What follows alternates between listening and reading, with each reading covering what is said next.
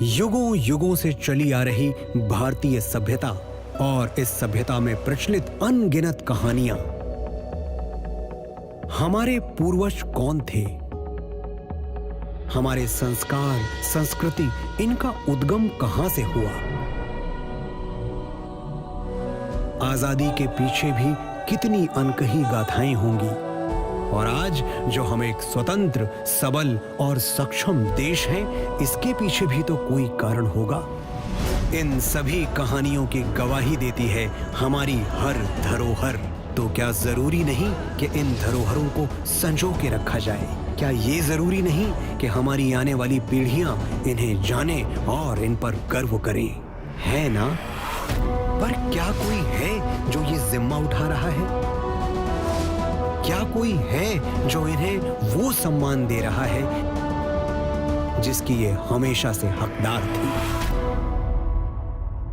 नमस्कार, मैं काम्या जानी ले जा रही हूँ आपको एक नए भारत के सफर पर, जहाँ इसकी आत्मा, इसकी संस्कृति, अध्यात्म और सभ्यता को नए सिरे से सहेजा जा रहा है।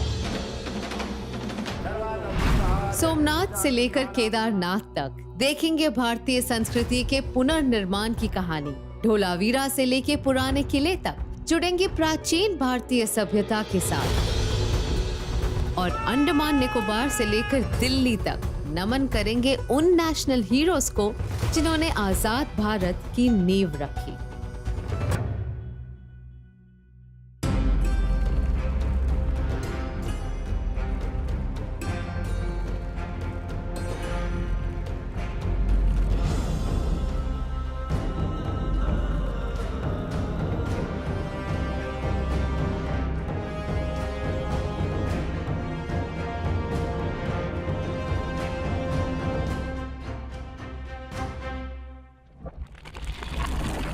शुरुआत करते हैं सतयुग से। ये कहानी है ब्रह्मा, विष्णु और महेश्वर की। ये तब की बात है जब महादेव ने ब्रह्मा और विष्णु जी के ऊपर क्रोधित होकर ज्योति स्तंभ का रूप लिया, और उस स्तंभ की ज्योति धरती पर जहाँ जहाँ पड़ी, उन स्थानों पर आज हम शिव जी के ज्योतिर्लिंग को देखते हैं। 12 ज्योतिर्लिंगों में सबसे पहले आते हैं श्री सोमनाथ महादेव।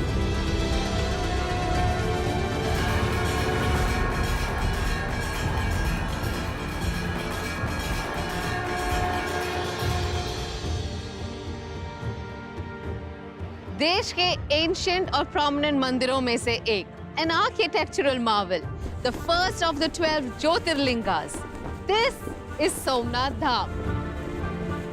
ये मंदिर रेजिलियंस की कहानी कहता है, भारत की कहानी कहता है। 17 बार तोड़े जाने के बाद भी आज सोमनाथ मंदिर का ध्वज गर्व से लहराता है।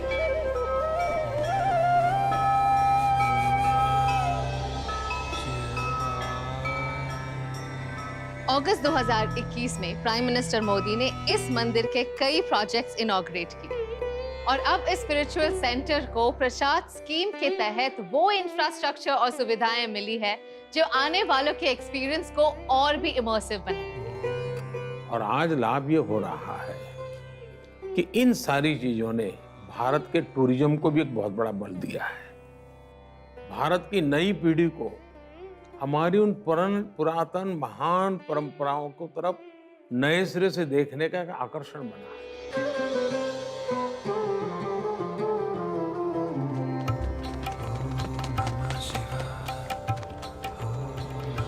बचपन से ये सुनते आ रहे, इस मंदिर को बार बार तोड़ा गया, शायद कुछ 17-18 बार तोड़ा रहेगा। आज ये इस मंदिर में आके इसका ये विराट रूप देख के, यहाँ का आर्किटेक्चर, यहाँ की फैसिलिटीज, सच में बताओ तो मुझे विश्वास ही नहीं हो रहा। प्रसाद स्कीम के वजह से आजकल भक्तों को दर्शन करने की कोई प्रॉब्लम नहीं होती। यहाँ पे कैंपस में बहुत सारे फैसिलिटीज है, पर मुझे सबसे ज्यादा ये अच्छा लगता है कि इनके पास एक फैसिलिटेशन सेंटर है जहाँ पे आके सभी टूरिस्ट तैयार हो सकते हैं। एकदम आसानी से और आराम से दर्शन हो जाता है। लोग कहते हैं मोदी जी ने क्या किया।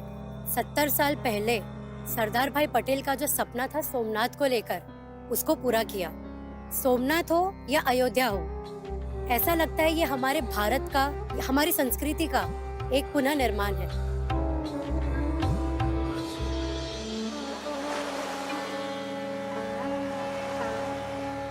Prime Minister Modi has also laid the foundation of a grand Parvati temple, which is right next to the main temple.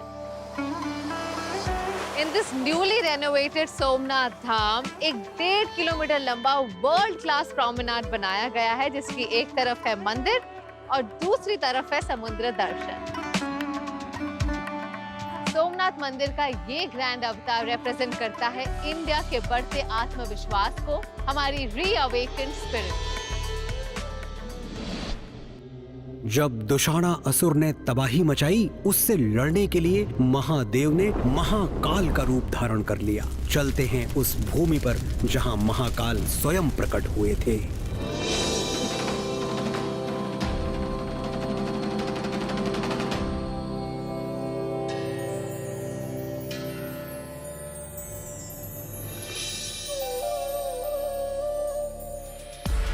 चाहे स्कंद पुराण हो या कालिदास का मेघदूत, महाकालेश्वर मंदिर का वर्णन हर जगह बड़े डिटेल में मिलता है।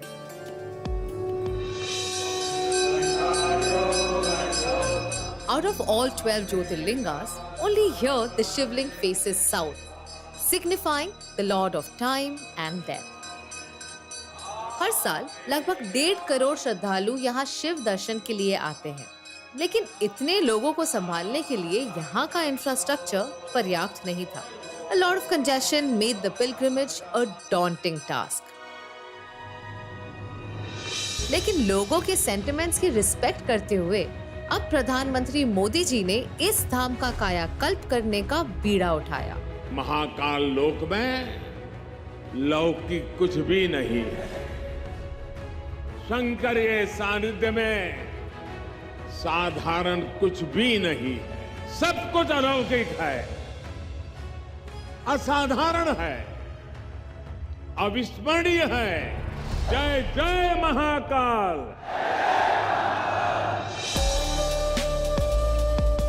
अब यहाँ है ड्रिंकिंग वाटर और सैनिटाइजेशन फैसिलिटीज, चौड़े रास्ते, एल्डरलीज के लिए इलेक्ट्रिक व्हीकल, कैंपस में है खाने पीने की व्यवस्था और भी बहुत कुछ।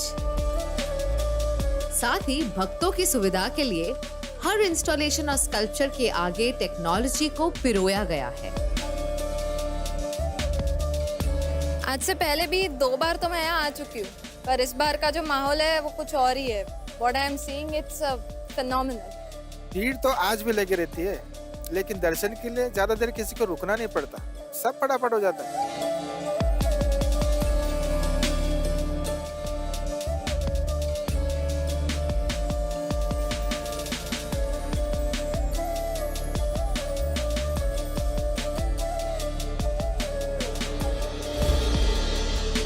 महाकालेश्वर धाम आकर सच में ऐसा लगता है जैसे समय और मृत्यु से परे भी एक शक्ति है, जिसकी कृपा दृष्टि हम सब पर हमेशा बनी रहती है। जय महाकाल।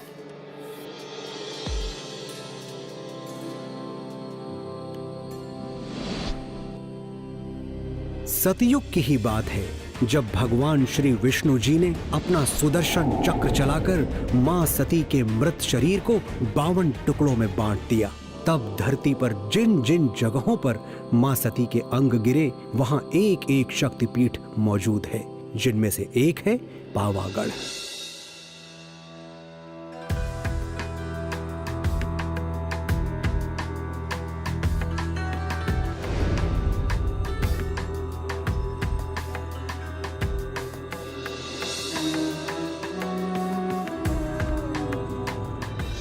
पावागढ़ देश के 52 शक्तिपीठों में से एक है। 15th सेंचुरी में गुजरात के छठे सुल्तान महमूद बेगड़ा ने इस मंदिर का शिखर तोड़ दिया और यहाँ 500 सालों तक ध्वजा नहीं लहरा पाई। लेकिन प्राइम मिनिस्टर मोदी ने इस मंदिर को संवारा और 500 साल बाद यहाँ फिर से ध्वजा लहराई।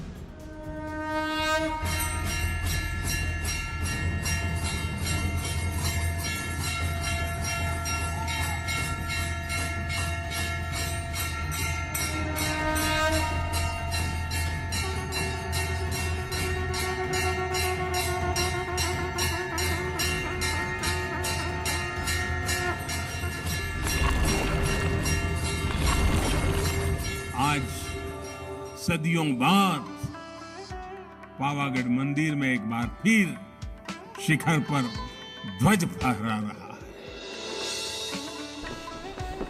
ये शिखर ध्वज केवल हमारी आस्था और आध्यात्म का ही प्रतीक नहीं है। ये शिखर ध्वज इस बात का भी प्रतीक है कि सदियां बदलती हैं, युग बदलते हैं,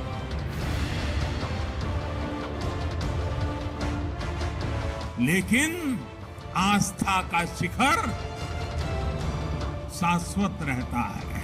माँ काली माता की जय।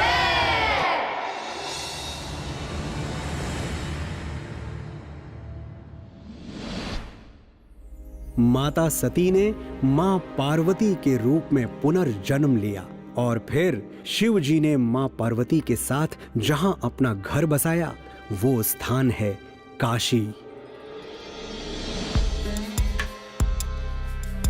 वही काशी जो भोलेनाथ के त्रिशूल पर टिकी है।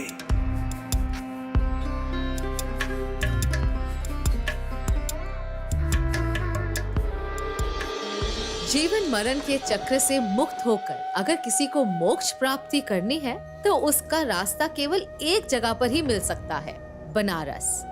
यहाँ बसते हैं हमारे जग के दाता श्री काशी विश्वनाथ। मंदिर के चारों ओर इतनी संकरी गलियां, गंदगी और अव्यवस्था हुआ करती थी कि श्रद्धालुओं का तीर्थ यात्रा पवित्र मन से करना दूभर हो जाता था। अगर ये आज की पीढ़ी को हमें दिखाना है तो कहीं गंदगी के पास इतनी बड़ी भव्य व्यवस्था है तो भी हम उसको प्रभावित नहीं कर सकते, क्योंकि वो वही देख करके वो जो देखना चाहिए वो छूट जाता है। गांधी जी ने भी 100 साल पहले काशी की अव्यवस्था की ये समस्या व्यक्त की थी, जो आखिरकार अब प्रधानमंत्री मोदी जी के हाथों इनॉग्रेटेड काशी विश्वनाथ धाम प्रोजेक्ट से सॉल्व हो गई।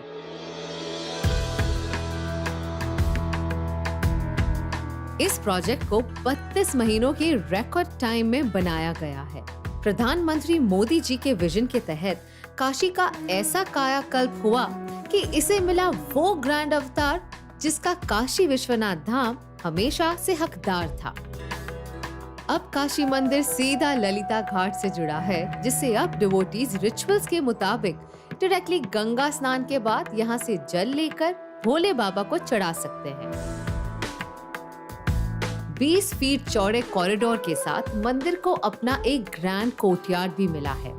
काशी विश्वनाथ मंदिर के कंप्लीट ट्रांसफॉर्मेशन से इस ऐतिहासिक और पौराणिक टेम्पल को मिली है वर्ल्ड क्लास अमेनिटीज, जो देश के स्पिरिचुअल कैपिटल काशी को एक वर्ल्ड क्लास स्पिरिचुअल डेस्टिनेशन भी बनाएगी।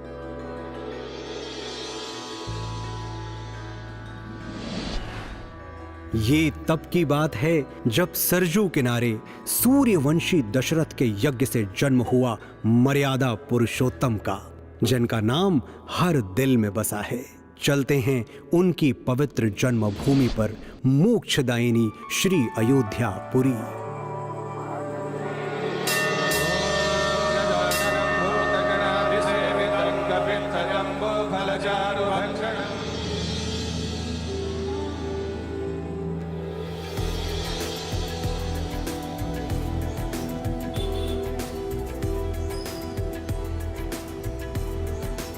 क्या आप कभी सोचते हैं कि हमारे इंडियन कल्चर में हमेशा माता पिता की सेवा करना, परिवार के प्रति जिम्मेदारियां उठाना या दोस्तों का साथ निभाना, ये सब हमारे जहन में क्यों है? इन मूल्यों की नींव रखी भगवान श्री राम ने। सत्य के अवतार श्री राम ना सिर्फ एक आदर्श पुत्र, पति या भाई थे, वो एक संपूर्ण मानव जीवन के प्रतीक थे।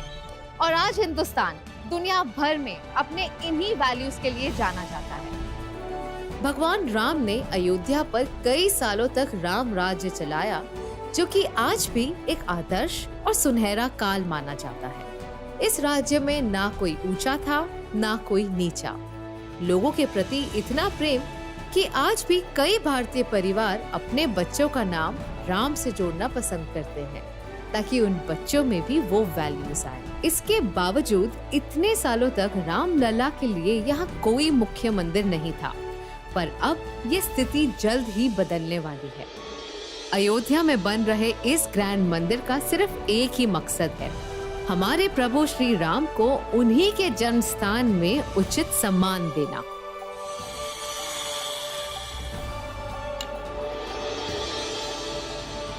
पाँच अगस्त 2020 को प्राइम मिनिस्टर मोदी जी ने यहाँ पर भूमि पूजन करके इस पावन कार्य की शुरुआत की। शायद ये भगवान का आदेश ही था कि अयोध्या का ये कार्य भी उन्हीं के हाथों से पूरा हो।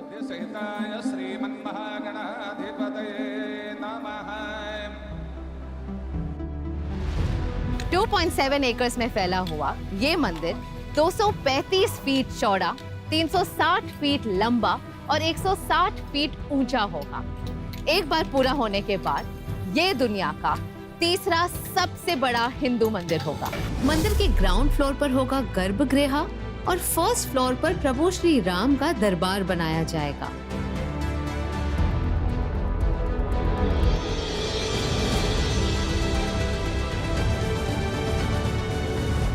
इस खूबसूरत मंदिर को बनता देख मन से एक ही आवाज निकलती है, जय सिया राम। और अब हम आरंभ करते हैं द्वापर युग की वो महागाथा जिसका नाम है महाभारत। कहा जाता है कि महाभारत की लड़ाई के बाद पांचों पांडव चारों तरफ हुए मृत्यु के तांडव से बहुत दुखी थे। इस व्यथा से मुक्ति पाने के लिए उन्होंने भगवान शिव को ढूंढना शुरू किया ताकि उनके आशीर्वाद से उनका मन शांत हो सके। तब महादेव ने उन्हें यहीं इसी स्थान पर दर्शन दिया।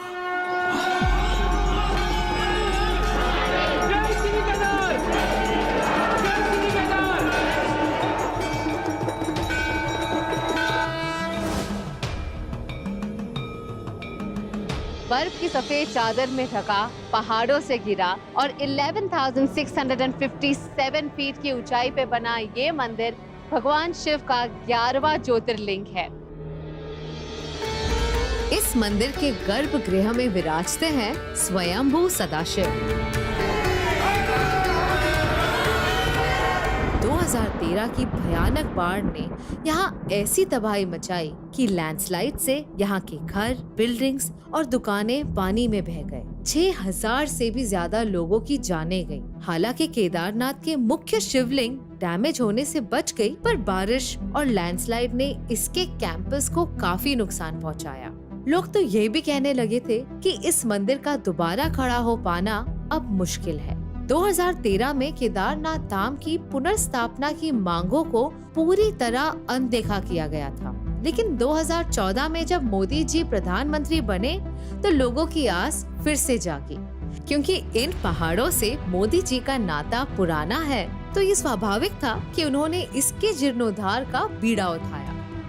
बर्फबारी के बीच भी मेरे हमारे श्रमिक भाई बहन जो पहाड़ों के नहीं थे, बाहर से आए थे, वे ये ईश्वरीय कार्य मान करके बर्फ वर्षा के बीच भी, माइनस टेम्परेचर के बीच भी काम छोड़ करके जाते नहीं थे, काम करते रहते थे। तब जाकर के ये काम हो पाया है। आज जो कुछ भी काम हो रहा है उसमें धार्मिक गतिविधि के लिए सरकारी खजाना उपयोग नहीं जा रहा है, व्यवस्थाओं के लिए विकास किया जा रहा है, ताकि मेरे देश के नागरिक का जो हक है, जो सुविधा पाने का उसका अधिकार है, उसको अधिकार मिलना चाहिए। बहुत ही अच्छा सुखद अनुभव हो रहा है और माननीय प्रधानमंत्री मोदी जी अपने दिशा निर्देश से और अच्छे कार्य से मंदिर समिति को और रास्ते को बहुत ही सुलभ बना दिया है। शंकराचार्य जी ने भारत की चेतना में फिर से प्राण फूके और हमें हमारी आर्थिक परमार्थिक उन्नति का मंत्र दिया। केदारनाथ धाम का नया रूप दर्शाता है नए भारत को, जो अपनी पहचान को न सिर्फ अपना रहा है बल्कि उस पे गर्व भी कर रहा है। अगर वृहद स्तर पर देखें, अगर ये महसूस करें कि ये क्यों हुआ, ये परिवर्तन क्यों हुआ, तो आप पाएंगे कि ये किसी भगवान के भक्त का ही काम हो सकता है।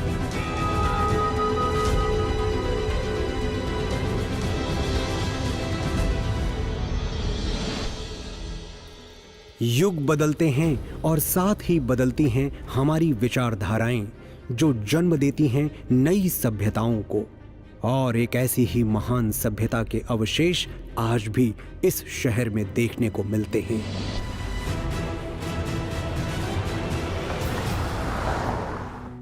आज मैं जहां हूं, ये उन जगहों में से एक है जिसकी वजह से हमारी कंट्री मदर ऑफ सिविलाइजेशन कहलाती है। धोलावीरा इंडस वैली सिविलाइजेशन के समय के सबसे बड़े शहरों में से एक था। रिसर्च बताती है कि धोलावीरा शहर को एक प्री ज्योमेट्रिक प्लान के मुताबिक बनाया गया था। ये शहर 3 डिविजन्स में ऑर्गेनाइज था: सिटाडेल, मिडिल टाउन और लोअर टाउन। और यहाँ उस वक्त भी defence system, gateways, built up areas, street systems, stone built water systems, wells और लार्ज ओपन स्पेसेस की सोफिस्टिकेटेड फैसिलिटीज मौजूद थी। धोलावीरा के लगातार होते रहे एक्सकवेशन से इंडस सिविलाइजेशन के बारे में काफी नई इंफॉर्मेशन सामने आई। लेकिन water shortage, lack of electricity, infrastructure as well as connectivity जैसे प्रॉब्लम्स की वजह से this place was losing its lustre. इतनी हिस्टोरिकल जगह को गुजरात के बाहर लोग जानते तक नहीं थे। तब श्री नरेंद्र मोदी ने गुजरात के सीएम के तौर पर कच्छ की काया पलटने का जिम्मा लिया। मैं जब धोलावीरा देखने गया था और वहां की बारीकियों को वहां के लोग जो समझा रहे थे, 5000 साल पहले ऐसी विरासत, वहां की एक एक ईंट, एक एक पत्थर इन सिंधु संस्कृति की परंपरा के, उन महान सपूतों के पराक्रम की गाथा कहता है। कच्छ को तमाम इंफ्रास्ट्रक्चर फैसिलिटीज देकर एक टूरिस्ट स्पॉट के रूप में विकसित किया गया है। आज प्रॉपर प्रिजर्वेशन, फैसिलिटीज और कनेक्टिविटी मिलने से हमारे हेरिटेज का ये पिलर इंडिया के ग्लोरियस पास्ट की कहानी बताने के लिए पूरी तरह तैयार है। यही वजह है कि इसे 2021 में यूनेस्को ने वर्ल्ड हेरिटेज साइट का दर्जा भी दिया।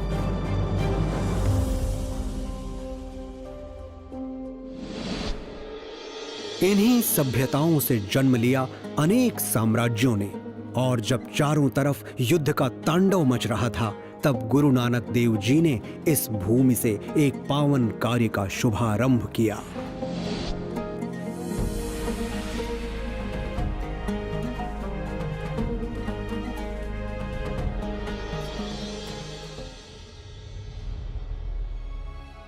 मैं हूँ एट श्री करतारपुर साहिब कॉरिडोर, जो है अमृतसर से अबाउट 50 किलोमीटर दूर। अब इस जगह की खास बात यह है कि टर्मिनल की उस तरफ है पाकिस्तान, जहाँ है वर्ल्ड फेमस गुरुद्वारा श्री करतारपुर साहिब। आज सरहद पार स्थित इसी जगह से सिख गुरु नानक देव जी ने लंगर की शुरुआत की थी। गुरु नानक देव जी ने अपनी जिंदगी के आखिरी 18 साल इसी भूमि पर बिताए। इसी भूमि पर गुरु ग्रंथ साहिब के कई हिस्से लिखे गए। इंडिक रिलीजन्स में सिख धर्म का बहुत महत्वपूर्ण स्थान है। 2019 से पहले सिख श्रद्धालुओं के पास बस 2 ही रास्ते थे। 125 किलोमीटर की दूरी तय कर लाहौर के रास्ते एक कॉम्प्लिकेटेड वीजा प्रोसेस के थ्रू गुरुद्वारे जाना, या फिर डेरा बाबा नानक में बने व्यूइंग पॉइंट से इसकी झलक पाकर मन महसूस कर रह जाना। बदलाव ये आया कि आज 4.2 किलोमीटर लंबे करतारपुर कॉरिडोर से एक दिन में लगभग 5000 भारतीय श्रद्धालु बिना वीजा के सीधा दर्शन के लिए जा सकते हैं और अपनी आस्था का मान रख सकते हैं। बिना किसी स्टैम्प के ऑन माय पासपोर्ट हम जा सकते हैं Kartarpur Sahib Gurudwara, which is in Pakistan. Kartarpur corridor की नींव प्राइम मिनिस्टर मोदी ने 26 नवंबर 2018 को रखी थी और इसका उद्घाटन किया 9 नवंबर 2019 को। बहुत बढ़िया लगा है, अभी अच्छा कर दिया गवर्नमेंट ने, अच्छी तरह से जा सकते हैं। परमात्मा के अरदास करते सी ਅਸੀਂ ਸਾਨੂੰ परमात्मा लेके आए ਤੇ ਅਸੀਂ खूब दर्शन किए, महाराज ने सानू आप बुला लिया। वो जो गुरु के फरमान है ਉਹ ਅੰਦਰੋਂ ਮਹਿਸੂਸ ਕੀਤੇ ਜਾਣ ਤਾਂ ਸਕੂਨ ਮਿਲਦਾ ਹੈ। करतारपुर दर्शन को सुलभ करने की मांग आजादी के समय से चली आ रही है, लेकिन उन पर कभी ध्यान नहीं दिया गया। पर आज मोदी जी के इन्हीं प्रयासों से देश के विभिन्न धर्मों के श्रद्धालु, खासकर सिख श्रद्धालु, अपनी तीर्थ यात्रा सहजता से पूरी कर पा रहे हैं। भारत वो सोने की चिड़िया जिस पर हर किसी की नजर थी। यहाँ जो भी आया उसने भारत को बेदर्दी से लूटा, पर अब ये लूटी गई धरोहर गर्व से वापस लेकर एक जगह सुरक्षित रखी जा रही है।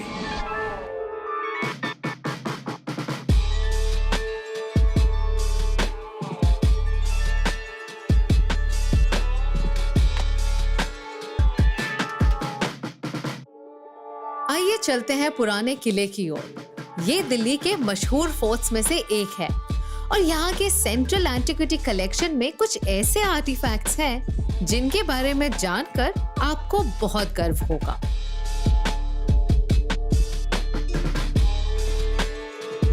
क्या आपको पता था कि इंडिया की कई सारी मूर्तियां और एंटीक्स दूसरे देशों में इल्लीगली स्मगल होती आई हैं?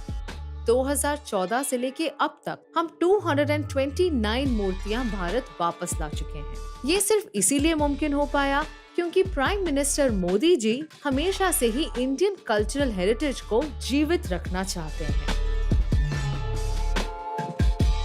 इस गैलरी में 400 से ज्यादा प्राचीन वस्तुएं हैं जो प्री हिस्टोरिक एरा से लेकर मॉडर्न पीरियड तक के हैं। इसमें कई सारी मूर्तियां, सिक्के, पेंटिंग और कॉपर आर्टिफैक्ट्स शामिल हैं।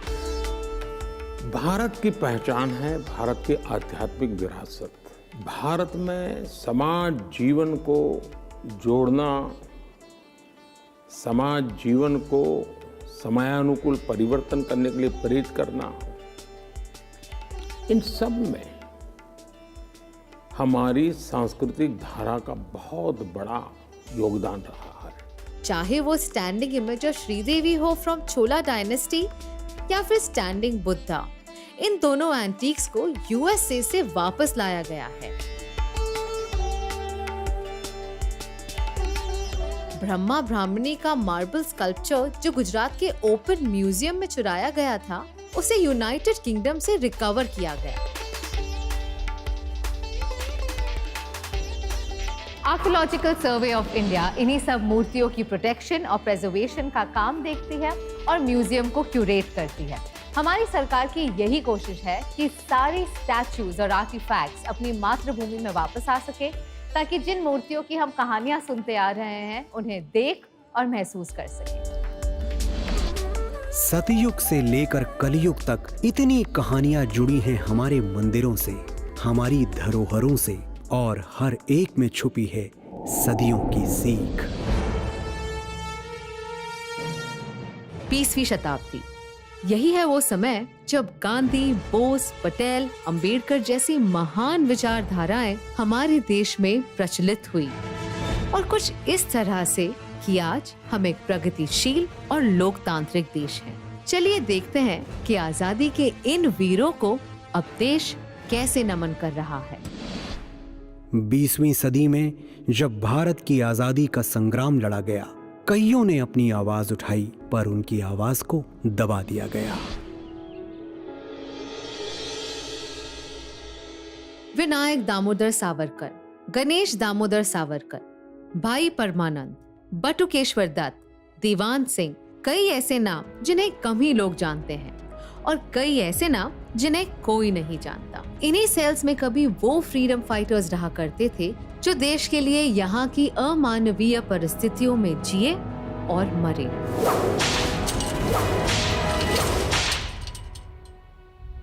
उस अपराध के लिए जिसे देश प्रेम कहते हैं। सेल्यूलर जेल भारत के इतिहास का वो काला पन्ना है जिसे पढ़ना जितना मुश्किल है उतना ही जरूरी भी। अंडमान निकोबार पर सेल्यूलर जेल ऐसे ही खंडहर पड़ा रहे तो देश की नई पीढ़ी को हमारे पूर्वजों ने क्या यातनाएं झेली थी कैसे पता चलेगा। इस जेल में 396 सॉलिटरी सेल्स हैं, 3 फ्लोर्स और 7 विंग्स। जो फ्रीडम फाइटर्स हंगर स्ट्राइक करते उन्हें फोर्स फीड किया जाता। इनफैक्ट कई क्रांतिकारियों की मौत की वजह थी ड्राउन्ड इन मिल्क। यहाँ के ऑयल मिल्स क्रांतिकारियों के शरीर को ही नहीं, आत्मा को भी तोड़ते थे। कभी 87 वीरों को एक साथ फांसी दी गई, तो कभी टॉर्चर करने के नए तरीके आजमाए गए। हमारे स्वतंत्रता संग्राम के इतिहास को जानना जितना जरूरी है, उतना ही उसे संजोना भी जरूरी है, क्योंकि उन वीरों ने अपने सुख दुख की चिंता ना करते हुए यहाँ के गलियारों में इन ह्यूमन पनिशमेंट सही, लेकिन वो हारे नहीं, झुके नहीं। वे अंग्रेजों के जुल्म से लड़ते रहे। इन बलिदानियों में सबसे ऊपर नाम है विनायक दामोदर सावरकर का, जिनको प्राइम मिनिस्टर मोदी ने यहाँ आकर श्रद्धांजलि दी। अब आज सेल्यूलर जेल का पुनर्निर्माण हुआ, टूरिस्ट जाते हैं तो वो प्रेरणा लेकर के आते हैं, अच्छा जिस आज़ादी का सांस मैं ले रहा हूँ, मेरे आज़ादी के सांस के लिए इन लोगों ने इतना कष्ट झेला था, उनको प्रेरणा मिलती है। पोर्ट ब्लेयर में सिर्फ सेल्यूलर जेल की ही नहीं, एक वक्त पर रॉस आइलैंड कहे जाने वाले आइलैंड की भी एक दिलचस्प कहानी है। भारत के इतिहास की बात की जाए तो नेताजी सुभाष चंद्र बोस का नाम हमेशा आता है। His contribution towards the freedom of India has been huge। पर बहुत ही कम लोग ये जानते हैं कि उन्होंने आजाद हिंद फौज की नींव रखी, जिसने अंडमान एंड निकोबार आइलैंड्स को आजाद करवाया इन द ईयर 1942, यानी भारत की आजादी से 5 साल पहले। जो काम पहले ही हो जाना चाहिए था पर नहीं हो पाया, उसे आजादी के 7 दशकों बाद 30 दिसंबर 2018 को प्राइम मिनिस्टर नरेंद्र मोदी ने किया। नेताजी की इस विरासत को सम्मान देते हुए इस नील आइलैंड का नाम बदलकर शहीद द्वीप और हैवलॉक आइलैंड का नाम बदलकर स्वराज द्वीप कर दिया। सिर्फ इतना ही नहीं, नेताजी की 126वीं जयंती पर प्रधानमंत्री श्री नरेंद्र मोदी जी ने अंडमान और निकोबार द्वीप समूह के 21 द्वीपों के नाम बदलकर उन्हें परमवीर चक्र पुरस्कार विजेताओं के नाम पर रख दिया।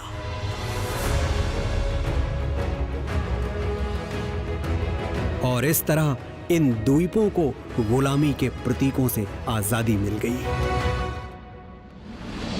अब हम आजादी के इतिहास का सबसे दुखद पन्ना पलटने जा रहे हैं। ये वो जगह है जहां आज से करीब 100 साल पहले भारत की रूह को दहलाने की कोशिश हुई थी।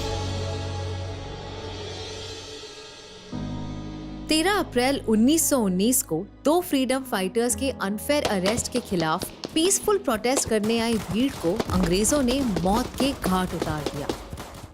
जनरल डायर के ऑर्डर पर जलियांवाला बाग की सिंगल एग्जिट को पूरी तरह ब्लॉक किया गया और फिर ब्रिटिश सोल्जर्स ने बिना किसी वार्निंग के यहाँ मासूमों की लाशें बिछाई। ये शर्मनाक हादसा इंडियंस की स्पिरिट को तोड़ने के लिए ऑर्केस्ट्रेट किया गया था। इस दीवार पर आज भी बुलेट मार्क्स के निशान हैं, जो जनरल डायर ने बिना किसी वार्निंग या अनाउंसमेंट के बेकसूर हिंदुस्तानियों पर चलवाई थी। लेकिन आज उसी जगह को कुछ यूं संजोया गया है जो हमें अपने इतिहास को लेकर सेंसिटाइज करे। जलियांवाला बाग वो स्थान है जिसने सरदार उधम सिंह, सरदार भगत सिंह जैसे अनगिनत क्रांतिवीरों, बलिदानियों, हिंदुस्तान की आजादी के लिए मर मिटने का हौसला दिया। 2021 में पीएम मोदी जी ने जलियांवाला बाग स्मारक का इनॉग्रेशन किया, जिसके तहत इस साइट को प्रिजर्व किया जा रहा है।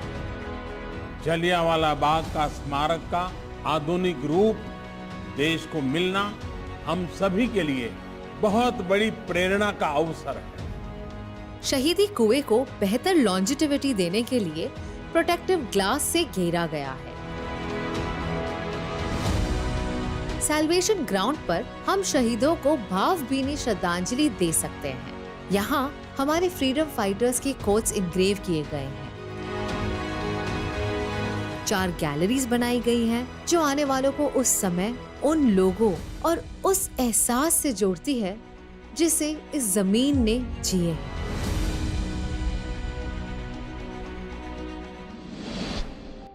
मोहनदास करमचंद गांधी, हमारे बापू, जिन्होंने न सिर्फ भारत को अपनी लड़ाई लड़ना सिखाया बल्कि पूरी दुनिया को जीने का एक नया मार्ग भी दिखाया। इनके बारे में जानने के लिए इससे बेहतर स्थान क्या हो सकता है।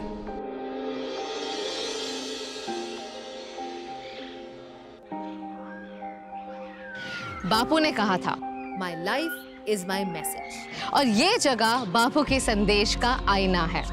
साबरमती आश्रम यानी हमारे बापू का घर, और ये वही आइकॉनिक जगह है जहां 1930 में उन्होंने दांडी मार्च की शुरुआत की।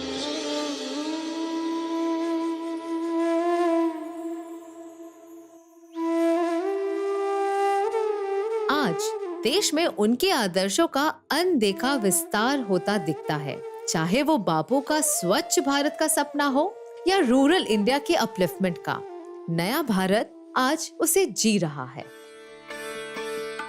तो ऐसे में बापू की लेगेसी क्यों पीछे रह जाए? दांडी का उल्लेख तो पढ़ते हैं कि 1930 में दांडी भारत की आजादी के आंदोलन में एक टर्निंग पॉइंट था। तो दांडी कहाँ था, क्या हुआ था, उसको आधुनिक रूप में प्रस्तुत करना बहुत जरूरी है। और इसी जज्बे के साथ 2019 में गवर्नमेंट ऑफ इंडिया ने एक रीडेवलपमेंट प्रोजेक्ट अनाउंस किया, जिसके तहत साबरमती आश्रम के अंदर और आसपास के 63 हेरिटेज स्ट्रक्चर्स को रीडेवलप किया जाएगा। एम्फी थिएटर्स, मॉडर्न फैसिलिटीज से लैस होकर ये आश्रम एक वर्ल्ड क्लास मेमोरियल बनेगा, where guests can have an immersive experience and get a glimpse into his simple living and high thinking. हमने कई क्रांतिकारियों और वीरों के बारे में पढ़ा है, पर शायद इतिहास में कुछ अहम नामों का जिक्र रह गया। ये कहानी ऐसे ही एक नाम की है जिनके बिना शायद आज का भारत कुछ ऐसा दिखता।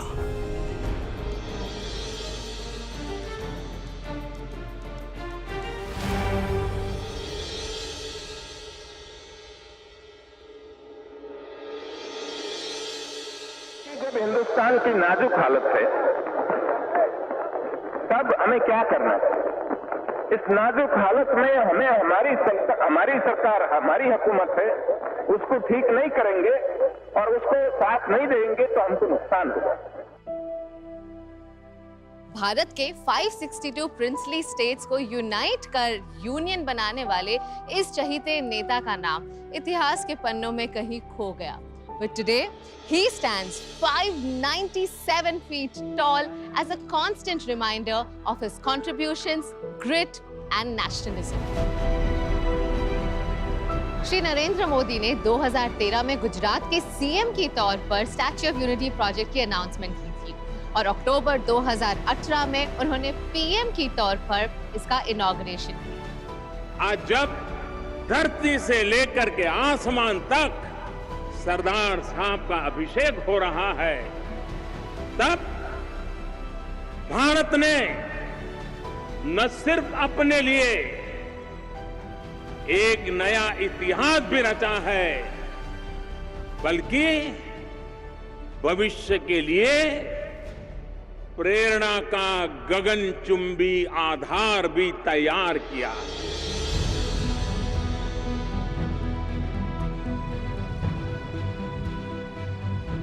जनता की इस नायक की स्टैच्यू बनाने में प्राइम मिनिस्टर ने जन भागीदारी की मुहिम चलाई। हम पूरे देश में हर जिले में ये लोहे का औजार एकत्र करने का अभियान चलाना चाहते हैं। गुजरात के हर कोने से लोगों ने लोहा दान किया जो इस स्टैच्यू में इस्तेमाल हुआ, और जितने प्यार से प्रधानमंत्री ने इस स्टैच्यू को देश के नाम किया, उतने ही प्रेम से लोगों ने इसे अपनाया भी। इस स्टैच्यू के लिए जब लोग हमारे गांव में आए थे लोहा मांगने के लिए, तब हम सभी ने इस स्टैच्यू के लिए लोहा दान किया था। આટલો વિશાળ સ્ટેચ્યુ આટલી જલ્દી બની જશે, ખરેખર મને વિશ્વાસ નથી થઈ રહ્યો। બહુ જ સારું લાગે છે। તમે કોઈ પણ બિઝનેસ કહો, અહીંયા બધાને જ ફાયદો થયો છે। रियल एस्टेट बिजनेसेस हो या फिर ट्रांसपोर्टेशन का धंधा हो या फिर रिक्रिएशनल एक्टिविटीज हो, एक छोटा सा फूल का भी धंधा होगा ना, हर किसी को यहाँ पे मुनाफा मिला है। और इसकी ओपनिंग के पहले ही 11 दिनों में 1,28,000 टूरिस्ट आए थे और by November 2019 daily average of tourist was 15,000, statue of liberty से कहीं ज्यादा। अब हम आ गए हैं on the 45th floor of the statue which literally feels like the heart and soul of Sardar Vallabh Bhai Patel. उनका हमेशा से ही एक सपना था कि यहाँ एक डैम बने, पर 1950 में उनका देहांत हो गया जिस वजह से उनका ये सपना पूरा ना हो सका। But today his beautiful statue is facing the Sardar Sarovar Dam which feels like a perfect tribute to this leader. दूर से तो ये स्टैच्यू बहुत ही ह्यूज दिखता ही है, बट पास आकर you realise what an engineering marvel this is और कितनी डिटेलिंग और हार्ड वर्क से इस ब्यूटीफुल स्टैच्यू को बनाया हो।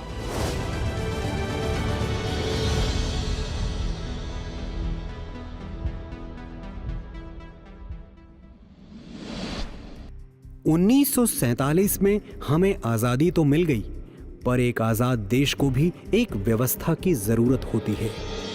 डॉक्टर बाबा साहब अंबेडकर ने हमें संविधान के रूप में ये व्यवस्था प्रदान की, पर क्या आप जानते हैं उनके तीर्थ के बारे में?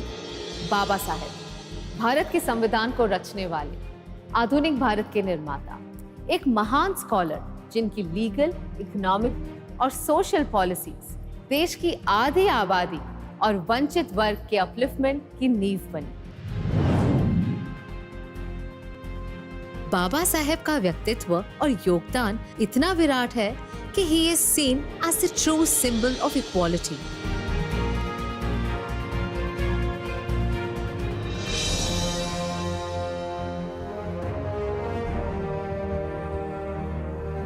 एक ऐसे महापुरुष जिन्हें लोग सिर्फ मानते ही नहीं बल्कि पूजते भी हैं। नए भारत का ये फर्ज बनता है कि हम ऐसे महापुरुष के मैमथ कंट्रीब्यूशन को उचित सम्मान दें। हमारे जो पूर्वज थे वो एकदम नीचे पड़ाव में थे, लेकिन बाबा साहब की वजह से उनको उठाया और उनकी वजह से हम भी आज सूर्यबूत में घूमते हैं। तो उनके जो उपकार हमारे जीवन में है, हमारे समाज में है, वो अपरंपार है।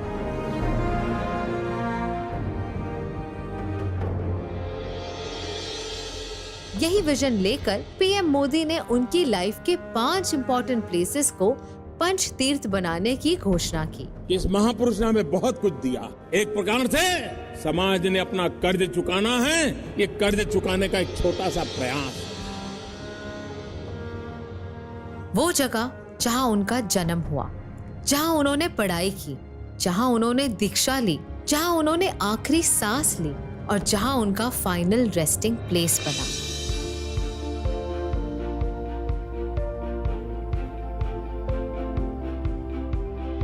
ये उनकी जिंदगी से जुड़ी कुछ महत्वपूर्ण जगहें हैं जिनका मॉडिफिकेशन और प्रेजर्वेशन किया जा रहा है। तो जैसे कि आप जानते हैं, बाबा साहेब को पढ़ने और लिखने का बहुत शौक था और इस कमरे में उनकी इस्तेमाल की गई सारी चीजें, फर्नीचर से लेकर बुक्स तक, सारा कुछ रिक्रिएट किया गया। डॉक्टर अंबेडकर इंटरनेशनल सेंटर और doctor BR Ambedkar national memorial भी डेवलप किया गया है। That represents the Constitution of India and symbolizes empowerment through education. 3.25 acres में फैले और 3 स्टोरी ऊंचे इस सेंटर का उद्देश्य है बाबा साहेब के उस सपने को पूरा करना जो उन्होंने आजाद भारत के लिए देखा था। देश के सोशल और इकोनॉमिक मुद्दों पे रिसर्च से लेकर इम्प्लीमेंटेशन तक का सारा काम यहाँ पिछड़े वर्गों के उत्थान को ध्यान में रखते हुए होता है। एक ऐसे महापुरुष जिनके साथ बचपन से भेदभाव हुआ, लेकिन उन्होंने हमेशा अपना संघर्ष जारी रखा। ये पंचतीर्थ एक जरिया है बाबा साहेब की लाइफ को ट्रिब्यूट देने का और उनके कामों को सेलिब्रेट करने का।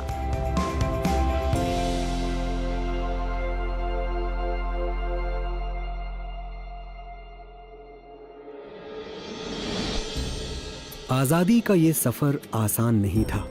इसे पाने के लिए अनगिनत बलिदान दिए गए। अगर आजादी एक हक है तो एक जिम्मेदारी भी। पर ये जिम्मेदारी हम पूरी कैसे करें?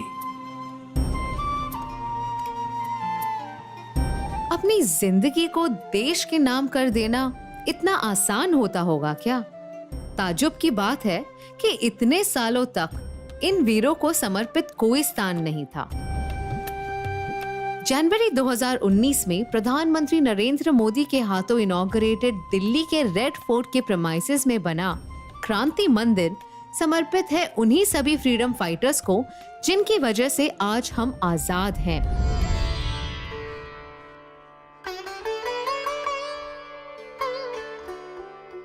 क्रांति मंदिर 5 म्यूजियम्स का एक कलेक्शन है, जिनमें शामिल है हमारे नेताजी के बचपन से लेकर उनके स्वतंत्रता संघर्षों तक उनके महान जीवन की पूरी कहानी।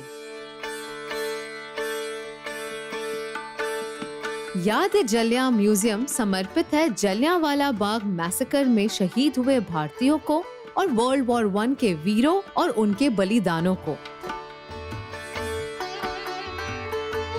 ब्रिटिश राज को 1857 की दी पहली चुनौती के संघर्ष की कहानी कहता है म्यूजियम ऑफ 1857।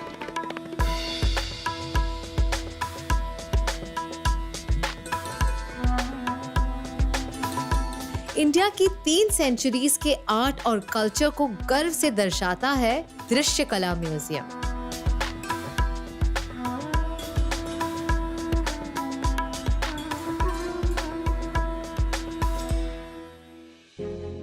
इनके अलावा क्रांति मंदिर में है आजादी के दीवाने, एक डिजिटाइज्ड म्यूजियम जो समर्पित है उन क्रांतिकारियों को जिनका नाम इतिहास में हमेशा रहेगा। क्रांति मंदिर एक कोशिश है हमें ये याद दिलाने की कि हमारी आजादी की कीमत कितनी बड़ी है और किन लोगों ने चुकाई है।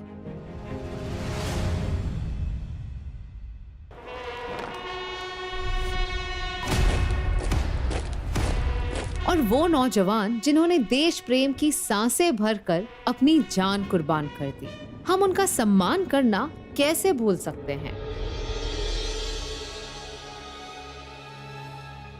लेकिन आजादी के 70 सालों बाद भी हमारे देश में अपने जाबाजों को समर्पित कोई वॉर मेमोरियल नहीं था।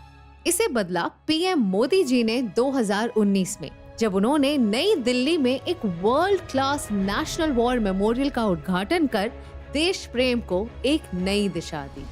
आज हमारी सेना दुनिया की सबसे ताकतवर सेनाओं में से एक है।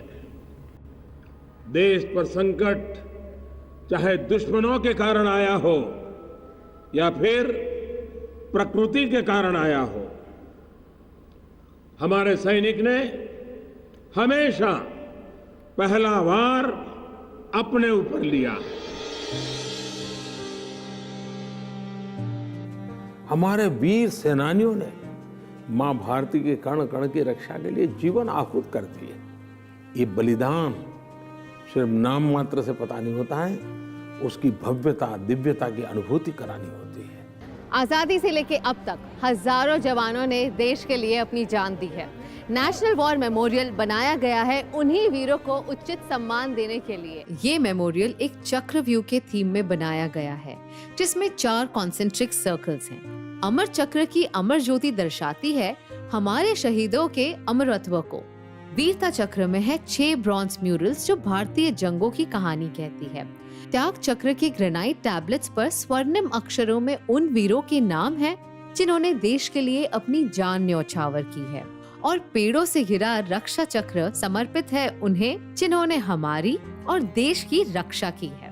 पर इस मेमोरियल की सबसे खास बात है यहाँ की नेक्स्ट ऑफ किन सेरेमनी। सिर्फ शहीद ही नहीं, उनके परिवार वालों ने भी कुर्बानी दी है, किसी अपने की कुर्बानी। इस सेरेमनी में उन्हें यहाँ बुलाकर शहीदों को श्रद्धांजलि अर्पण करने का मान दिया जाता है। मरेंगे हम भी, लेकिन कहीं ना कहीं इन सब चीज़ों को देखकर ये लगता है कि मरे तो मौत मिले तो ऐसी मिले, तो मरने के बाद भी लोग हमको देखें, याद करें, क्योंकि एक भीड़ का हिस्सा तो पता नहीं कितने लोग होते चले गए, हमको पता ही नहीं है। 12 दिन 13 दिन लोग याद करते हैं, उसके बाद कुछ पता ही नहीं। आज जब नेशनल वॉर मेमोरियल बनता है तो उस हर परिवार को संतोष होता है, अच्छा मेरे पूर्वजों ने मातृभूमि की रक्षा के लिए जो बलिदान दिया था, मेरा देश उनको भूलता नहीं है, आज भी याद करता है। इस नेशनल वॉर मेमोरियल के बनने से हमारे शहीदों का नाम और उनकी वीरता का ब्यौरा हमारे जहन में हमेशा जिंदा रहेगा।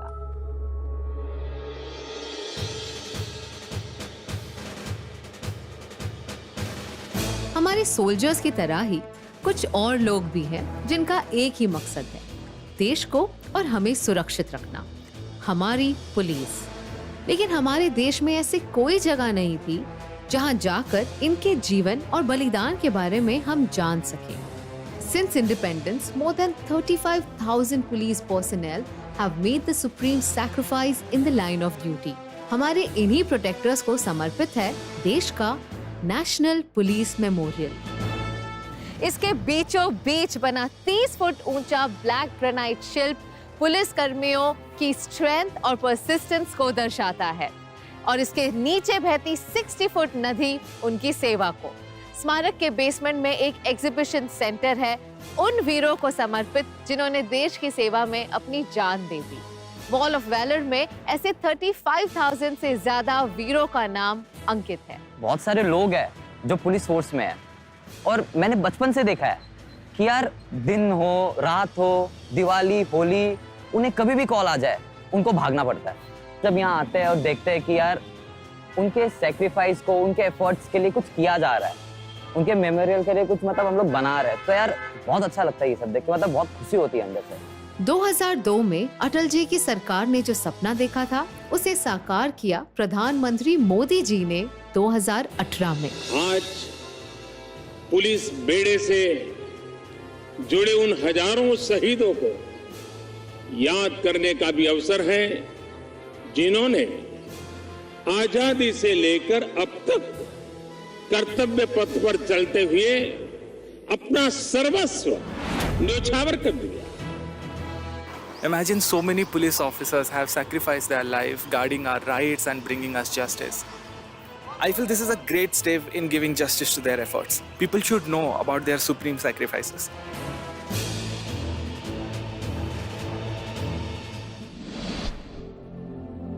नया भारत किसी का गुलाम नहीं है, ये एक स्वतंत्र देश है जो सिर्फ लोकतंत्र की राह पर चलेगा। लेकिन शायद आज भी गुलामी की कुछ निशानियां हमारे जहन में रह गई हैं, जिन्हें निकालना जरूरी है।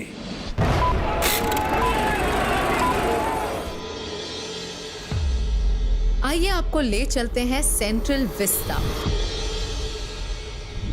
जहां से पूरा देश चलता है। सेंट्रल विस्टा प्रोजेक्ट एक कोशिश है इंडिया की डेमोक्रेसी के सेंटर को वर्ल्ड क्लास बनाने की। इस प्रोजेक्ट में शामिल है new parliament building, central Vista Avenue, common central secretariat और नेशनल म्यूजियम जैसे मॉन्यूमेंट भी। ये आईना होगा न्यू इंडिया का, आत्मनिर्भर भारत का। यहाँ काम करने वाले पार्लियामेंटेरियंस, मिनिस्टर्स और ऑफिसर्स किसी पर राज नहीं करते बल्कि अपना कर्तव्य निभाते हैं। तो फिर दिल्ली की सबसे इम्पोर्टेंट और पॉपुलर सड़क का नाम राजपथ क्यों हो? जॉर्ज V के सम्मान में जिस सड़क को किंग्सवे कहा जाता था, हमने उसे राजपथ बनाकर ही खुशी मना ली, पर अपना माइंडसेट ना बदल पाए। इसीलिए पीएम मोदी जी ने इसका नाम राजपथ से कर्तव्य पथ करके हमारे मन से भी कॉलोनियलिज्म की एक बड़ी निशानी मिटाई। गुलामी का प्रतीक किंग्सवे यानी राजपथ आज से इतिहास की बात हो गया है, हमेशा के लिए मिट गया है। आज कर्तव्य पथ के रूप में नए इतिहास का सृजन हुआ है। कि जो चेंजेस है ना, मतलब एक्सपीरियंस करने वाले हैं। आई फील लाइक कि यहाँ पे मतलब जो आप रोड देखो या फिर आप सराउंडिंग देखो, इन्होंने ना सराउंडिंग के ऊपर, अपने रोड के ऊपर और मतलब बेसिकली बहुत वर्क करा है। इस एरिया में better security systems, lawns, sanitation facilities और भी कई सारी एमेनिटीज डेवलप की गई हैं। यहाँ पर आके जितना सुकून मिला, ऐसे लगा यहाँ पर आके फील होता है कि हम भारत माता के हैं। Only when the blood of freedom-loving Indians begins to flow will India attain a freedom. इनकलाब जिंदाबाद।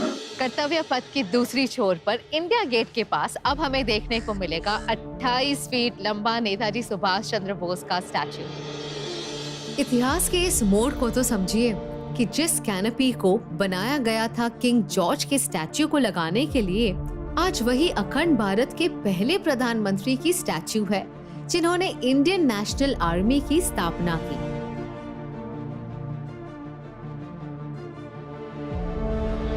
नेताजी की मूर्ति की स्थापना करके आधुनिक और सशक्त भारत की प्राण प्रतिष्ठा भी कर दी है।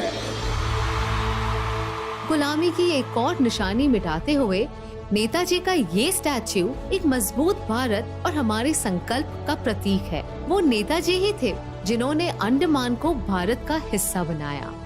उनके योगदान को उचित सम्मान देना हमारा फर्ज बनता है और नया भारत इसे बखूबी निभा रहा है। वो कहते हैं ना, हर कहानी का अंत एक नई कहानी का शुरुआत होता है। शायद ऐसा ही कुछ होगा इस कहानी के साथ भी। ये कहानियां सुनकर शायद हम भी अपनी संस्कृति को एक नए नजरिए से देखेंगे, हमारी ऐतिहासिक धरोहर का महत्व बेहतर समझेंगे और हमारे वीरों के बलिदानों की कहानियां गर्व से सुनाएंगे। तो मेरे साथ इंडियन कल्चर की इन दिलचस्प कहानियों का हिस्सा बनने के लिए शुक्रिया। भारत का इतिहास और इसका कल्चर इनवैल्यूएबल है। ये जितना विशाल है, इसे सहेज कर रखना उतना ही जरूरी भी है और मुश्किल भी। But when there is honesty in your intent and strength in your commitment, तो कोई मुश्किल बड़ी कहां। आज पूरे देश को यह विश्वास है कि श्री नरेंद्र मोदी का उठाया हुआ ये कदम पीढ़ियों तक हमारा सर गर्व से ऊंचा रखेगा। This is a giant step towards honoring our heritage, history and heroes. And this is just the beginning. Jai Hind.